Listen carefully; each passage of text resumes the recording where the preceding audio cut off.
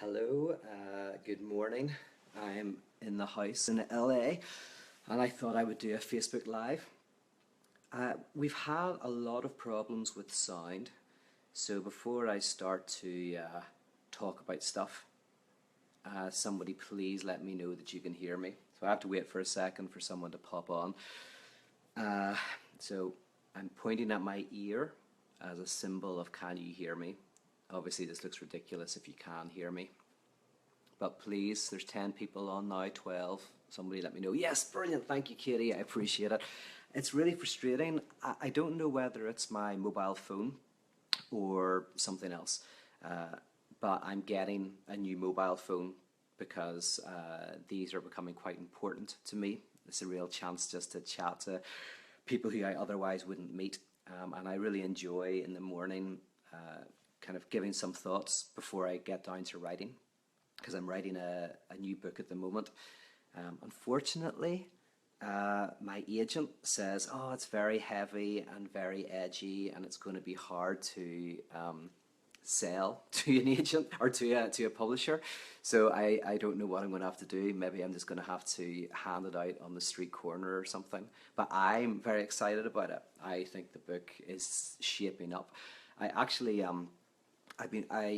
I wrote 6 books in a row, as some of you will know, and I really had a sense of direction of where that was going. But after The Divine Magician, I felt that I needed to take a break, go away and think about the next stage of my project. And it really took a year, maybe more than a year. And I did write a book in the interim. I wrote it like 50,000 words anyway, but it just didn't feel right. It just didn't feel like I had what I wanted to do. And every now and again I'd wake up and I'd be like, I know exactly what I want to write.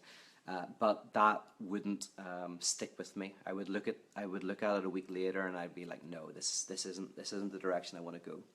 So that has changed, and I have a really clear sense of what I want to do. I'm going to be looking at data, the absurd, Christianity, trauma, and kind of really building the work that I've done before, but hopefully kind of continuing to go deeper and wider with that, because this is not just kind of intellectual stuff I want to play with. That's why, although I love people in the academy, I never went that direction. I'm much more interested in ideas and how they work. So this new book again will be both theory but also a technology of the self, a way of undergoing personal and social transformation, and the task of trying to bring positive change in our lives, the lives of the people around us, the lives of our communities. So anyway, there you go. I'm writing away, and Facebook Lives are a great chance for me to just like throw out little tidbits. So thank you for joining me. Obviously, say hi, tell me where you're watching from. It's always fun to see the various places around the world that you're coming from. It's like we've got this eclectic community of people all over who are interested in some of these ideas. What else has been going on in my life before I talk about the subject? Some of you, I was in Detroit. I love Detroit. Very, very cool place. I am preparing for my last event of 2016, which is going to be in LA. I've had a busy year. I've been traveling around, doing lots of work, meeting lots of people, and I wanted to finish off with a weekend event where I live, just round the corner. So that's on the 12th of November. I think some of you will be there. My comedian Elliot Morgan is going to be there. I might have 1 or 2 other people popping in. It's at a comedy club called 3 Clubs. And so if you want to find out more about that, it's on the 12th of November. Just go onto my website. There's about 10 tickets left. Hopefully they'll all be gone in the next week. And then so basically we'll have 50 people, and we'll just kind of go deep into these kind of things. And also I'm getting ready to go back to Belfast. I head back to Belfast in December. And my good friend, my great friend, Jay Baker, is going to be coming too. He's going to spend a week in Belfast. So I've set up an event for him. He's going to speak a couple of times. So if you live in Belfast or somewhere in Ireland, please do come up, hear Jay, hang out with me, and that will be really fun. So that's what I've been up to. Okay, so this morning I wanted to do a Facebook Live, and I was thinking about the idea of trauma. I was actually thinking about the elections, but that's a different that's another story. Um, but and this idea of trauma, I thought, okay, I'll just reflect a little bit about what trauma is, how it functions, and how we can experience freedom from trauma.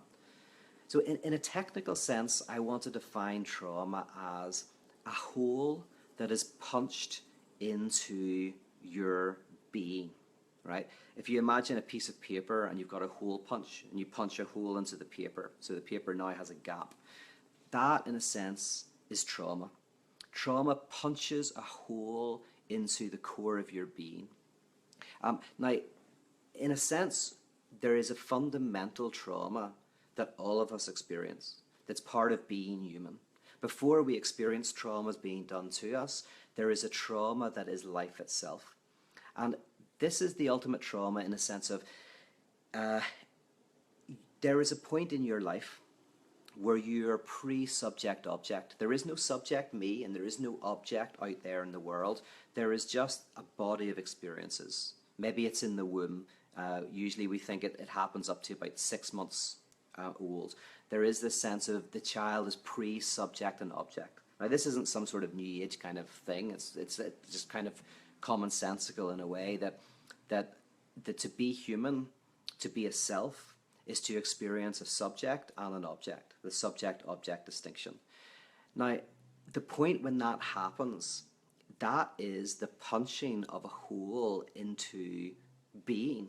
A gap arises between subject and object that didn't exist before. There was just this. So this breakdown of the world into subject and object, where there is a gap between the two and we experience that gap, that is traumatic for the child. Paul Tillich called it ontic shock, but it's the shock of being. It's the shock of, oh my goodness, I'm a human being and I'm separate from other things, and it's kind of terrifying. And you see, the weaning process when children are having to separate from their mother. You see the trauma of this. This is kind of a sense of I felt like at one and now I don't. Now, as we grow, there are various other traumas that happen in our lives. Even if we grew up in a very kind of healthy and safe environment, there are traumatic experiences. But for many people, there are like severe physical, sexual abuse. They experience extreme poverty, extreme isolation. They're mistreated and abused. And one of the things that happens when these are experienced as a trauma is that a person feels like something has punched into their being and made them broken or dirty, or the experience of this profound guilt. Now, all of these things presuppose a healthy state. So broken means you feel like you were at one stage not broken and now you're fragmented. To be dirty means that you at one stage felt clean and now you're dirty. Guilt means basically there's something has been taken away from you. You could have been something. So, guilt is the not living up to something. It's something has been taken from you and now you cannot be the person that you want to be. Right? All of these are ways of saying there is now a gap in the heart of your being. It's like when you're sick, you imagine when you were healthy.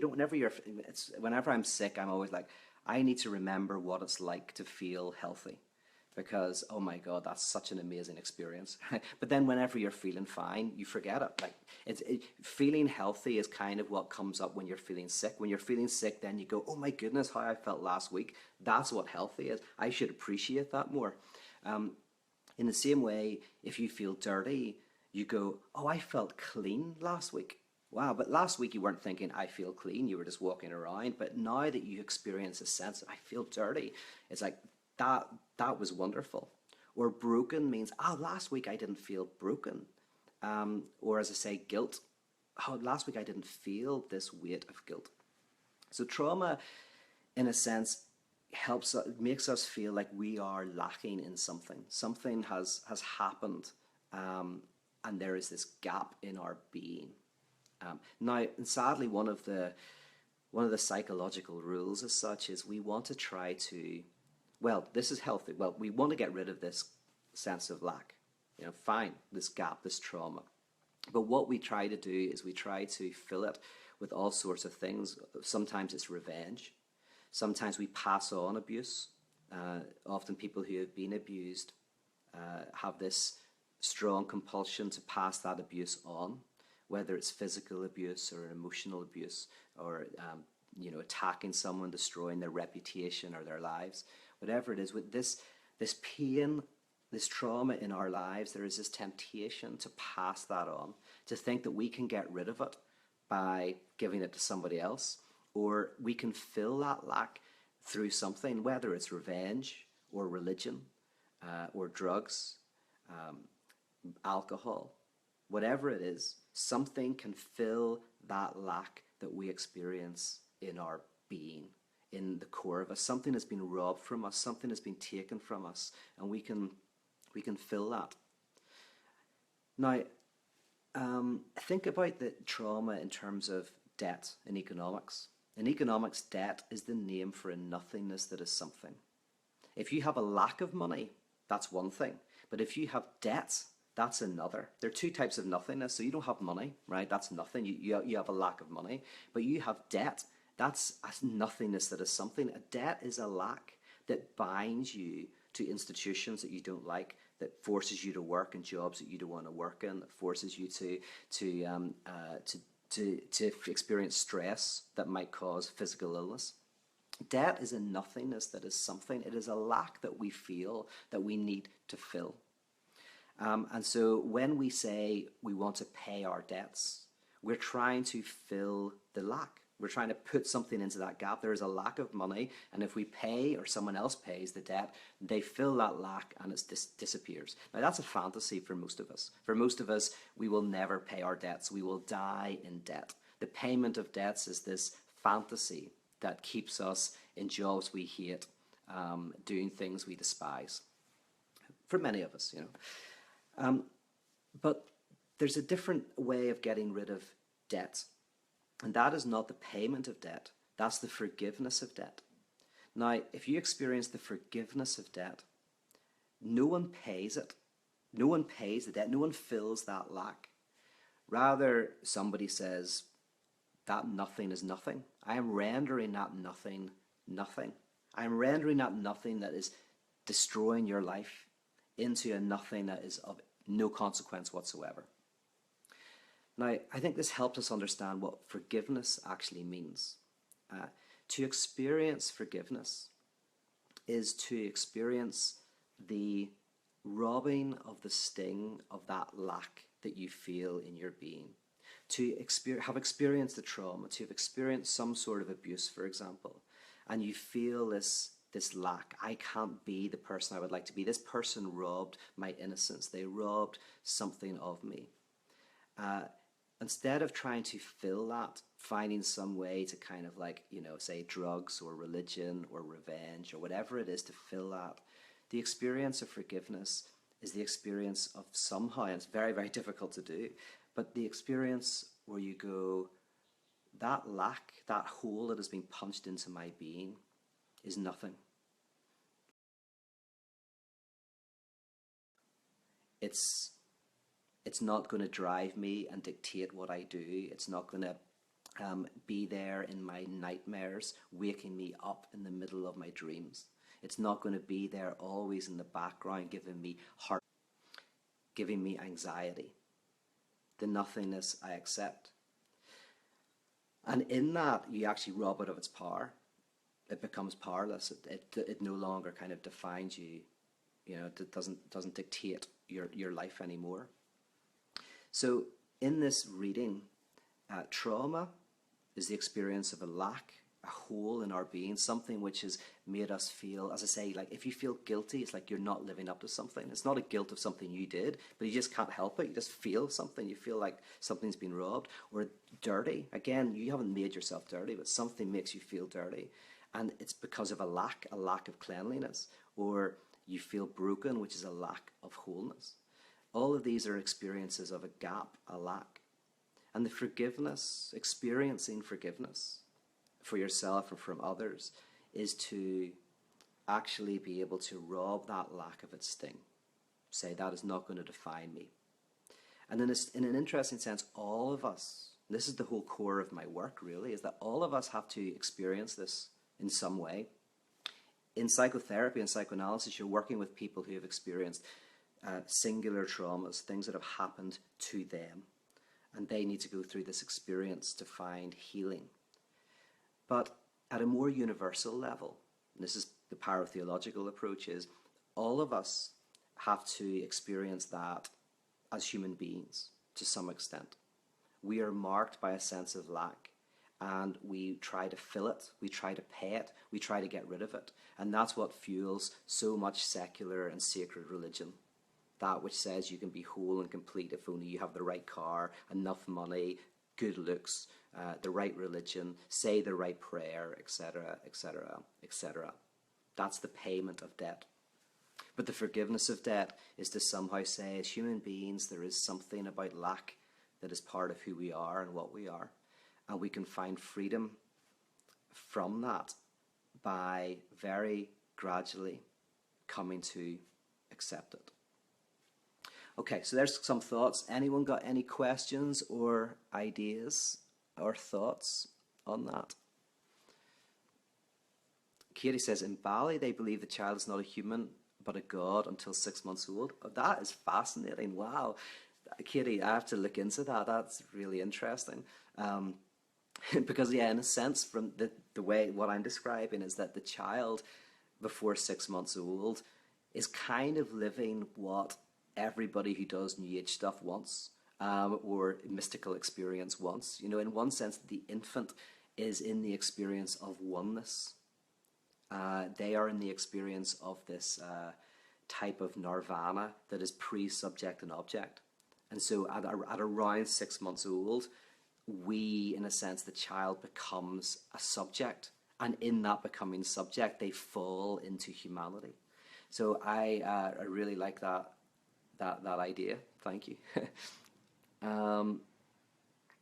Let's see, what else? Wouldn't we call that shame, unhealthy shame, not guilt?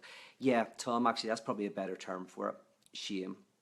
I'm using the term guilt only because in its technical sense, to feel guilty is simply the sense of I am not living up to something that I would like to live up to, or I'm not being the type of being that I would like to be.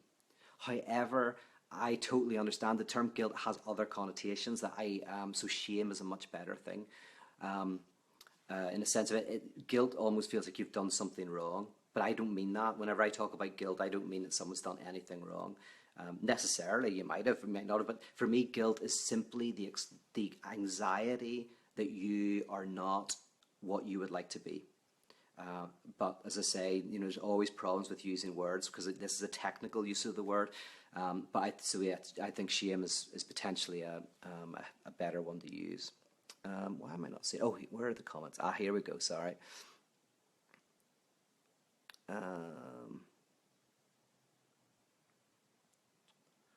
Let's see. A lot of people saying hi from various places. There's Detroit, South Bend, New York City, Tyrone, Northern Ireland. Hey Phil, how's it going?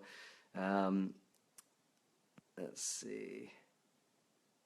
There's North Wales. Okay, there's a few people from the UK representing. That's good to see. Grand Rapids. Lisa asks, is this an individual journey? It strikes me that this needs to happen in community.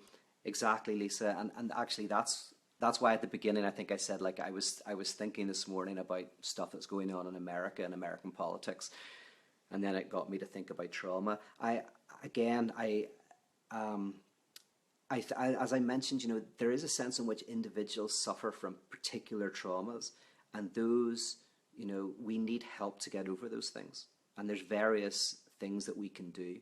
Sometimes we can self-heal through love and friendships and good art and good music, and sometimes we benefit from seeing a psychotherapist.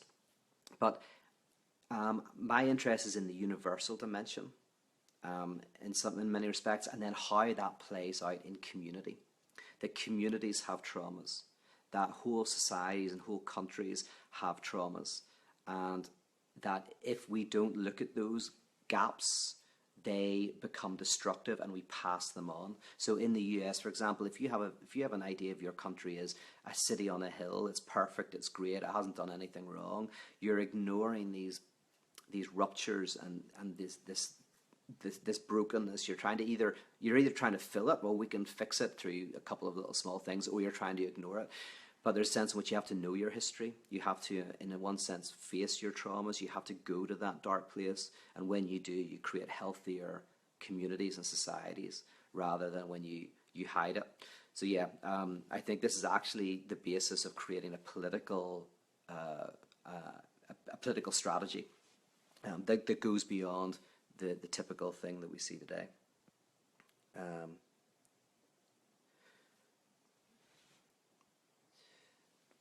Yeah, Tom's just doing some more stuff on shame and guilt. Yeah, I like that. I like that. There's Samuel.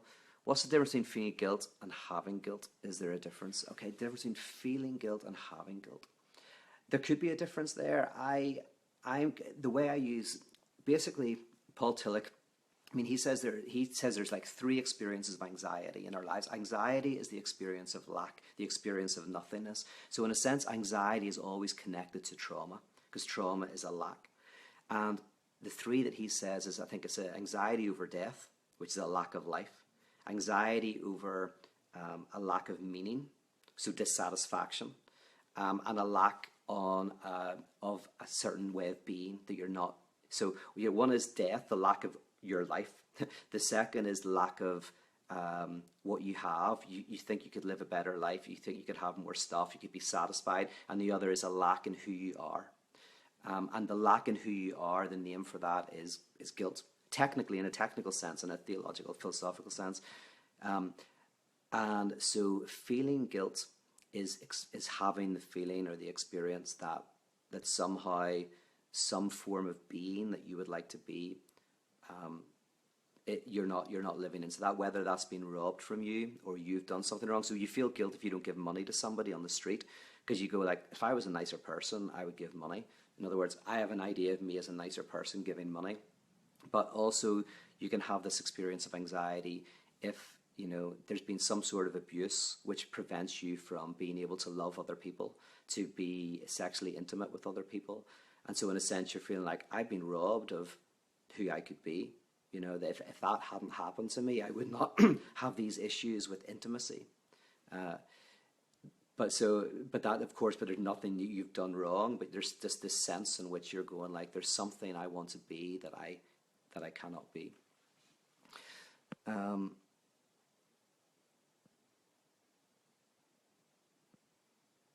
And Seth says, I'm not sure if you've read much of Girard, but I find much of what you're talking about is somehow analogous to metaphysical objects of desire.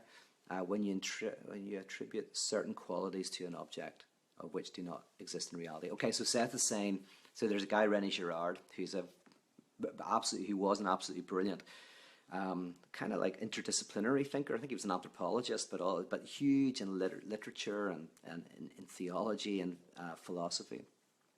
And you're saying much of what you're talking about is analogous to metaphysical objects of desire. Metaphysical object of desire is an object that in one sense takes on a sacred dimension. Whether it's a sacred dimension of, if we kill that object, we'll all be brilliant, we'll all be healed, or if I have that object, then I will be healed, right? So it's whenever a child wants a dog for Christmas, and you say no, and then the child's like, I really need a dog for Christmas, I really need a dog for Christmas, I really need a dog for Christmas. And they fantasize that if they have this dog for Christmas, they'd never need another present in their life ever again, that's all they ever want. So it becomes this kind of metaphysical object. Of course, until you get it, and then they don't feed it for a week, and you have to drown it in the bath. I had a traumatic childhood. So when you attribute certain qualities to an object which do not exist in reality. Yeah, so René Girard's great. I haven't read him as in depth as I should, but what I've read of him, I think we're pretty close, and all of that. Okay. By the way, like I feel kind of bad. Like this is not me doing my bells and whistles talk. I'm not. There's no pyrotechnics. I don't have Eye of the Tiger playing in the background. I don't have like fancy cameras, or I'm using my iPhone, and I don't have fancy lights. And actually, as soon as I started this, they started mowing the lawn next door. So it's all very rough and ready. But I hope you don't mind that, and that this stuff is useful. At some point, I might look at actually doing this at a better level. But at the moment, I just love coming in, saying hi, chatting about something, and going. So please don't think that these random thoughts are my final thoughts on anything. They are just provisional reflections as I write my new book. So thank you. I'm just looking to see if there's any more questions or thought. Okay. I will leave you to it. Thank you for joining me in my room. It's Day of the Dead, I think. It's a Day of the Dead. I mean, that's Halloween's a Day of the Dead, but I think in Mexico, the 1st and the 2nd of November are Day of the Dead. So I'm drinking out of my Day of the Dead mug. I do that every day anyway. I've got my Happy Reaper pin on. So I've even actually got a skull of made up of butterflies. So I'm celebrating the Day of the Dead in my own way. Maybe next year I'll go to Mexico. Actually, I would love to do that on the Day of the Dead and see it in person. So okay, hope you're celebrating. Hope you're enjoying life, and I'll talk to you again soon. Bye bye.